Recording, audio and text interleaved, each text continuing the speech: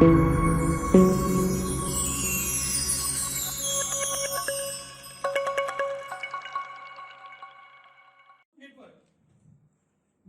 ने लगती घनी बड़ी वीकनेस होय છે માર્કેટ ની અંદર નેટવર્ક માર્કેટિંગ ઘણા બધા લોકો કરી રહ્યા છે ઘણી બધી company lots of company network marketing અંદર કામકાજ કરી રહી છે એની અંદર દરેકની કામ કરવાની પદ્ધતિ અલગ અલગ છે અને ઘણા બધા લોકો જ્યારે નોલેજ નથી મળતું તો વીકનેસ હોય છે ઉણપ સર્જાતી હોય છે નેટવર્કને લઈ અને એ ઉણપ ના સર્જાય એના કારણે આપણા ટ્રેનિંગનું આયોજન કરેલું છે હું તમને સૌપ્રથમ વાત કરવા માંગુ છું ભૂતકાળની અંદર લઈ જવા માંગુ છું ભૂતકાળની અંદર આપણે જ્યારે ડાયરેક્ટ સેલિંગ બિઝનેસની અંદર સૌથી વધારે લોકો બિઝનેસની અંદર જોઈન કરી જવાનું રીઝન શું હોય છે દેખો કામકાજ તો બધા લોકો કરી જ છે એક ઇન્કમ તો જનરેટ કરી જ રહ્યા છે પણ એ ઇન્કમથી ઘર ચાલે છે યસ ઓર નો એક એક્સ્ટ્રા ઇન્કમ અથવા તો મોટી ઇન્કમ ડ્રીમ ફૂલફિલ કરવા માટેનો એક આપણે રસ્તો ઓપ્શન શોધતા હોઈએ જ્યાં તમે ઓપ્શન શોધતા હતા તો ડાયરેક્ટલી ઇનડાયરેક્ટલી તમારા હાથની અંદર આ ડાયરેક્ટ સેલિંગનો ઓપ્શન આવી ગયો તો અત્યારે કેમ એવું બને છે કે એક વ્યક્તિને કામ કરવાના બબે તદ્દન રસ્તા શોધવા પડતા હોય છે કે એક વ્યક્તિ બબે તદ્દન રસ્તા ઉપર કામ કરતા હોય કારણ શું હોય છે અત્યારની વાત કરો એ જગ્યાએ તમે ભૂતકાળની અંદર જતા હો તો ભૂતકાળની અંદર શું થતું એક પરિવાર હોય અને પરિવારની અંદર 5 થી 10 લોકો રહેતા હોય અને 5 થી 10 લોકોની અંદર એક જ વ્યક્તિ કામ કરતા હોય અને એક વ્યક્તિની આવક થકી 10 લોકો આરામથી ઘર બેઠા ખાતા હતા યસ ઓર નો રાઈટ છે તો તમે વિચારો ભૂતકાળનો સિનારિયો કે એક વ્યક્તિ કામ કરતા હતા 10 લોકો ખાતા હતા એ જગ્યાએ આજનો સિનારિયો જોઈ લો ઘરની અંદર 4 લોકોથી 4 લોકો કામ કરે છે અને 4 લોકો કંઈક એક્સ્ટ્રા એક બબે રસ્તા ઉપર કામ કરી જાય છે તો ઇન્કમને બિલ્ડ કરવી પડી કેમ ઇન્કમને બિલ્ડ કરવી પડે છે કે પરિવર્તન એ સંસારનો નિયમ છે અને જ્યારે જ્યારે પરિવર્તન આવે છે તો પરિવર્તન એકલું આવતું પરિવર્તનની જોડે જ શું આવે છે મોંઘવારી રાઈટ દેખો મોબાઈલ હતો તો મોબાઈલ લેવો એક પરિવર્તનનો ઓપ્શન હતો નવી ટેકનોલોજી બિલ્ડઅપ થઈ છે તો ચલો આપણે મોબાઈલ લઈ લઈએ મોબાઈલનો યુઝ કરતા હતા તો ઓનલી ફોર બેલેન્સ વપરાતું પણ જ્યારે નવી ટેકનોલોજી એની અંદર પણ એડ થઈ તો ઇન્ટરનેટ કનેક્ટિવ પરિવર્તન આવ્યું તો પરિવર્તન આવ્યું ઇન્ટરનેટનો ખર્ચો બી લાગ્યો યસ ઓર નો તો જ્યારે જ્યારે પરિવર્તન આવે છે તો પરિવર્તન એની જોડે મોંઘવારી જોડે લઈને જ આવે છે અને મોંઘવારી મજબૂર કરે છે આપણને અલગ અલગ રસ્તાઓ શોધવા માટે કે એક લાઈફસ્ટાઈલ ક્રિએટ થઈ જાય છે એક મોજ શોખ એક લેવલના જ્યારે બિલ્ડઅપ થતા હોય ત્યારે ઓપ્શન શોધવા પડતા હોય તમને બતાવવા માંગુ છું ઓલ્ડ જનરેશન જૂના જમાનાની અંદર શું ઘણા લોકોએ આ બાઇક જોયું સ્કૂટર કેટલા લોકો ચલાવેલું છે જ્યારે આ વસ્તુ બનાવવામાં આવી આની શોધ કરવામાં આવી તો જૂના જમાનાના લોકોની મેન્ટાલિટી શું હતી ઓનલી ફોર એક એવું સાધન બનવું જોઈએ કે જેની અંદર બે લોકો બેસી શકી આગળ થોડી જગ્યાએ નાનું બાળક ઊભું રહી શકે જશો તો અને એક જગ્યાએથી બીજી જગ્યાએ આપણે જઈ શકીએ પર્પઝ ખાલી આટલો અને આટલા પર્પઝને સંતુષ્ટ કરવા માટે કરીને આ વસ્તુની શોધ થઈ જશો તો આની અંદર કોઈ શો એવું કઈ છે નહીં કે આને એન્જિનને ઢાંકવા માટે કઈ ખાલી પતરું લગાવવામાં આવ્યું સમજો પર્પઝ ખાલી પોતાની જરૂરિયાતને સંતુષ્ટ કરવાનો હતો અને પોતાની જરૂરિયાતને સંતુષ્ટ કરવા માટે કરી આનો કોઈ શો કેવું નતું ડાયરેક્ટલી આગળ લાઈટ હોવું જોઈએ તો લાઈટ છે જે જરૂરિયાત હતી એ જરૂરિયાતને ખાલી પૂરી કરવામાં આવી જાય અને એ જગ્યાએ જો નવા જનરેશનની અંદર આપણે જોઈએ છીએ હેલો ત્યાં શું હતું 3 લોકો બેસી જવા જોઈએ આટલું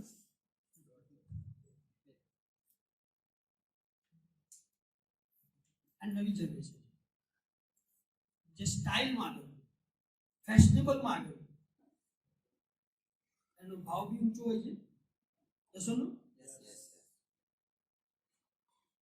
અને એ જ પરિવર્તન આ તો મેં તમને બતાવ્યું ખાલી એક એક્ઝામ્પલ, પણ આ પરિવર્તન કઈ હદ સુધી જવાનું છે, કયા લેવલે ફ્યુચરની અંદર પરિવર્તન થવાના છે, એ કોઈને ખબર છે? ઘણા બધા લોકો જે સાહેબ આજ માર્કેટની અંદર જે લોકો પોતાના બિઝનેસની અંદર અથવા તો પોતાની જોબની અંદર અથવા એક્સ વાય ઝેડ જે કંઈ બી કામકાજ કરતા હોય એ કામકાજની અંદર હાલની પોઝિશનની અંદર એમને એવું લાગે છે કે હું બેસ્ટ છું, હું સેફ છું, પણ બની શકે છે કે આપણી મેન્ટાલિટી હકીકત ના પણ હોય. યસ ઓર નો? ઘણા બધા લોકો સાહેબ આજની તારીખની અંદર એવું માની લે છે કે મારી જોડે હું કોન્ટ્રાક્ટર છું, મારી જોડે 500 લોકો કામકાજ કરી રહ્યા છે, મારી જોડે મોટી મોટી બિલ્ડિંગોનું કામકાજ છે, હું લોટ્સ ઓફ રૂપિયા કરી રહ્યો છું, હું સેફ છું. બની છે હકીકત ના બી હોય. ઘણા લોકો એવું માની રહ્યા છે કે હું ટ્રાવેલ બિઝનેસ સાથે સંકળાયેલો છું, મારી જોડે 100 કરતા પણ વધારે કાર છે, હું કોઈ દિવસ ડાઉન થવાનો નથી, ડેવલપ જ થઈશ. બની શકે છે એ કદાચ એની મેન્ટાલિટી છે, હકીકત ના બને. એ જ હકીકતથી હું તમને વાકેફ કરાવવા માંગુ છું. અને હું તમને જે કંઈ બી વાત કરી રહ્યો છું સ્ટેજ ઉપરથી જે કંઈ બી શબ્દો બોલવામાં આવશે એ પ્રૂવન હોય છે. ઘણા ટાઈમની મહેનત છે. હું પોતે રાતે 3 વાગ્યા સુધી પીપીટી બધું કમ્પ્લીટ કરું છું, બરાબર છે. એક વસ્તુ વેરિફિકેશન કરી, એક વસ્તુ 4 જગ્યાએ કમ્પ્લીટ કર્યા પછી આ શબ્દો તમને સ્ટેજ ઉપરથી બોલવામાં આવે. સ્ટેજ ઉપરથી એક પણ શબ્દ બોલેલો તમને રોંગ જણાશે નહીં, અને ખોટી ઇન્ફોર્મેશન તમને આ સ્ટેજ ઉપરથી આપવામાં આવશે નહીં. જે કંઈ બી હશે એક પ્રૂફ સાથેની જ વાત તમને આ સ્ટેજ ઉપરથી કરવામાં આવશે. હું તમને એક વિડીયો બતાવવા માંગુ છું જે રિસ્પેક્ટેડ મિસ્ટર વિવેક બિંદ્રા સર, એના લોકો અમને ઓળખી પછી. યસ ઓર નો? એમને એક સ્ટડી કરેલું છે અને એક એશિયાઝ નંબર 1 ટ્રેનર. યસ ઓર નો? ને એવોર્ડ બી મળેલો છે એશિયાઝ નંબર 1 ટ્રેનરનો. એ શું કહી રહ્યા છે તો ફ્યુચરની અંદર શું ડેવલપમેન્ટ થવાનું છે, શું પરિવર્તન થવાનું છે, એનો એક વિડીયો છે જે હું તમારી સાથે શેર કરવા માંગુ છું.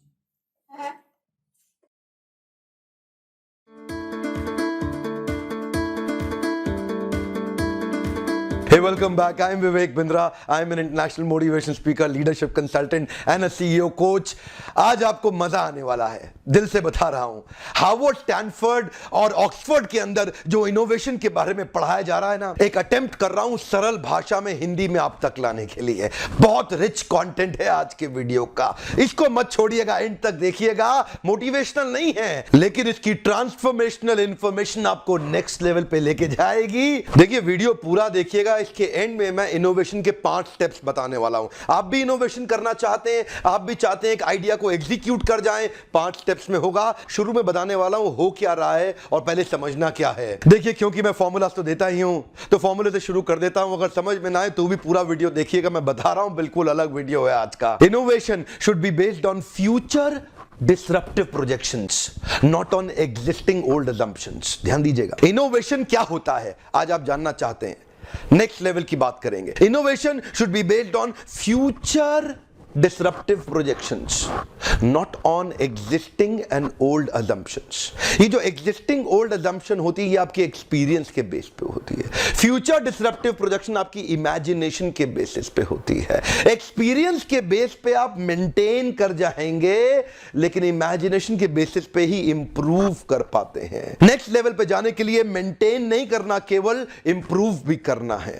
आज मैं आपको agility और stability की बात करूंगा. Agility से आप नेक्स्ट लेवल पे जाएंगे, स्टेबिलिटी से आप प्रोसेस बना के उसको मैनेज कर जाएंगे. अगर बहुत बड़ा प्रोफेशनल सक्सेस चाहते हैं तो किस प्रकार इनोवेशन को भी इनोवेट किया जा रहा है ध्यान से देखिए. जब in the year 1900 and 1910 radio बड़ा प्रचलित हुआ करता था दुनिया में, हो सकता है आपके दादाजी भी खूब रेडियो सुनते हो, लेकिन उस समय किसी को विश्वास नहीं था कि फोटो वाला रेडियो आ जाएगा. 1920 के अंदर जब टेलीविजन आने लगा मेन स्ट्रीम के अंदर, लोग हैरान हो गए, ऐसा भी रेडियो होता है जिसमें बोलने वाले की फोटो दिखाई पड़ेगी, लोगों को विश्वास नहीं हुआ। डिसरप्शन का अर्थ है 100% चेंज। उसके बाद रेडियो के ऊपर जब टेलीविजन आ गया, टेलीविजन अभी यहां रुका नहीं। पहले तो black and white CRT TV हुआ करता था। ये सीआरटी होता है कैथोड रे ट्यूब। उसके बाद कलर्ड सीआरटी टीवी आ गया, फिर प्लाज्मा डिस्प्ले पैनल तो आप देखते थे थोड़े थोड़े दिन पहले तक चल रहा था, वो खत्म हो गया। एलसीडी लिक्विड क्रिस्टल डिस्प्ले ने उसको खत्म कर दिया। एलईडी आ गया, लाइट एमिटिंग डायोड। ओएलईडी आ गया, ऑर्गेनिक लाइट एमिटिंग डायोड। ये डिसरप्शन केवल टीवी टेक्नोलॉजी में नहीं हुआ, टेलीफोन में भी बहुत हुआ। 1940, 50, 60 तक जो ट्रंक कॉल किया करते थे, लोगों को नहीं पता था घंटों वेट करने वाली कॉल अभी खट खट खट तुरंत मिल जाएगी। उन दिनों radio common carrier CCC phone हुआ करता था। बाद में वो घुमाने वाला डायलर फोन आया, उसके बाद तो फिक्स्ड एनालॉग फोन के बाद पोर्टेबल कॉर्डलेस फोन आ गए। पर फोन यहां नहीं रुके। 90s में जब मोबाइल फोन आया, उसने तो दुनिया हिला दी। कंपनी जितनी स्मार्ट हो गई कि उन्होंने सोचा मोबाइल के अंदर जितनी चीजें डालते जाएं, आदमी का जीवन आसान होता जाएगा। इसको बोलते हैं डिसरप्शन। पहले मोबाइल का इस्तेमाल फोन पे बात करने के लिए किया जाता था, अभी आप देखते जाइए। 1996 में वॉच और कैलेंडर पहली बार डाला गया। उसके बाद 2002 के अंदर पहला कैमरा फोन आया 0.3 मेगापिक्सल का। इवॉल्व होता रहा, ब्लैकबेरी ने ईमेल भी डाल दिया। 2005 में पहला वॉकमैन फोन आया जिसने म्यूजिक और एफएम को समाप्त कर दिया। 2008 में स्मार्टफोन आने लगे जो कि internet, reading, newspaper, watching TV, सब चीजों को हिला दिया। आज आपके मोबाइल फोन में घड़ी, calendar, music, radio, FM, movies, TV, games, calculator, booking, banking, shopping, web browsing, email, wallet, maps and navigation, alarm clock, health monitoring, newspaper, camera, file manager, torch. इन्होंने सोचा इसी मोबाइल फोन के अंदर सब कुछ डालते जाओ, एक एक करके आदमी का जीवन बड़ा आसान कर दो। अभी इतना ही नहीं है, एंड्रॉइड के साथ रोज हजारों नई मोबाइल एप्लीकेशन बन रही हैं आपके जीवन को आसान करने के लिए। 2030 तक 80% इंडस्ट्रीज को डिसरप्ट कर देंगे ये सॉफ्टवेयर। Amazon, फ्लिपकार्ट, ओला, उबर, एयरबीएनबी, पेटीएम, ये सब क्या है? ये खाली सॉफ्टवेयर ही तो है जिन्होंने आज धंधा करने के तरीके को बदल दिया है। आज से 20 साल के बाद आपकी जो करंट स्किल सेट है ये पूरा ऑब्सोलीट हो चुका होगा। 80% जॉब्स एकदम बदल चुकी होंगी, नए प्रकार की जॉब्स आ चुकी होंगी। आज जो स्कूल में पढ़ाया जा रहा है, आज से 30 साल के बाद वो किसी काम का नहीं होगा। 2D स्कैनर और प्रिंटर के बारे में आपने, मैंने, सबने सुना है। फोटोकॉपी आपने कराई, कलर्ड प्रिंटआउट आपने कराया, सब जानते हैं। लेकिन 3D स्कैनर प्रिंटर दुनिया में वो तूफान लाने वाले हैं जो किसी को समझ में नहीं आएगा। ये 3D स्कैनर प्रिंटर क्या होता है? 2D मतलब 2 डायमेंशन, 3D मतलब 3 डायमेंशन, 2 डायमेंशन मतलब स्ट्रेट पेपर, 3 डायमेंशन मतलब जैसे एक बॉल, उसको इधर इधर इधर कहीं से भी छू सकते हैं। आजकल बड़ी बड़ी मशीन्स आ गई हैं प्रिंटिंग की, जिसमें बीच में स्पेस होता है और वहां पे आप ऑब्जेक्ट को डालो, ऊपर से वो स्कैन कर लेगा पूरा, चारों तरफ से ऑब्जेक्ट को हर तरफ से स्कैन करके अंदर, उसको बोलते हैं एडिटिव मैन्युफैक्चरिंग। कमाल हो गया साहब, आपकी बुद्धि चकरा जाएगी। आज हर चीज की 3D प्रिंटिंग हो रही है। आज हवाई जहाज से लेकर के एक छोटी बॉल से लेके, एक ईंट से लेके, एक बिल्डिंग से लेके, आपके पांव के जूते से लेके आपकी चम्मच तक हर चीज प्रिंट हो सकती है। एक इंसान को भी प्रिंट किया जा सकता है, जीवित नहीं होगा, ऑफ कोर्स वो इंसान जीवित नहीं होगा, लेकिन हूबहू एकदम वही इंसान खड़ा हो सकता है। Health care, manufacturing, automotive, aerospace, construction, ये सब तो ऑलरेडी इस्तेमाल कर रहे हैं आज 3D प्रिंटिंग का।